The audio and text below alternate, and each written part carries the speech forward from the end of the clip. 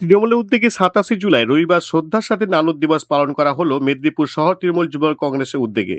মেদিনীপুর শহরের স্টেশন স্থিত কার্যালয়ে যথাযথ মর্যাদায় পালন করা হলো নানুর দিবস। 2000 সালের 27 জুলাই আজকের দিনে বীরভূম জেলার নানুরে প্রকাশ্য দিবালোকে 11 জন কৃষককে হত্যা করা হয়েছিল। এই দিনে ঘটনাতে শহীদদের প্রতি শ্রদ্ধা জানাতে পালন করা হয় এই নানুর দিবস। উপস্থিত ছিলেন জেলা যুব তৃণমূলের সভাপতি নির্মলা চক্রবর্তী, পৌরসভার পৌর প্রধান সৌমেন খান, কাউন্সিলর সৌরভ বসু, আবির আওয়াল, বুদ্ধ মহাপাত্র, প্রদ্যুৎ ঘোষ, আসিফ চক্রবর্তী সহ দলীয় নেতৃত্ব ও কর্মী সমর্থকরা।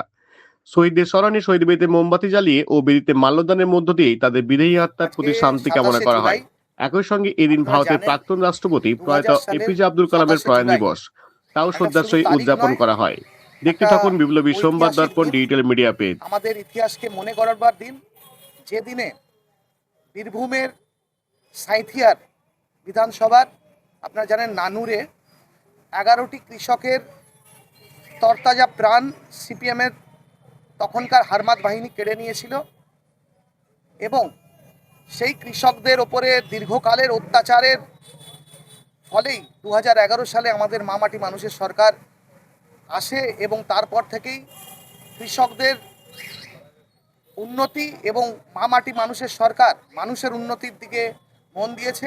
বারবার প্রতিহত হয়েছে বিভিন্ন শক্তি। বামফ্রন্ট সরকার, আজকে আপনি দেখেছেন বামফ্রন্ট আজকে আমাদের শূন্য হয়ে গেছে আমাদের এই পশ্চিমবঙ্গ থেকে, এবং বিজেপির সরকার বারবার প্রতিহত হয়ে ফিরে গেছে। তাই আপনারা দেখেছেন 2025-এর এই 21শে জুলাই এক ঐতিহাসিক দিন। মানুষের ভিড় তা প্রমাণ করে দিয়েছে যে আগামী দিনেও আমাদের এই সরকার পুনরায় আবার এই বাংলার বুকে ফিরে আসছে।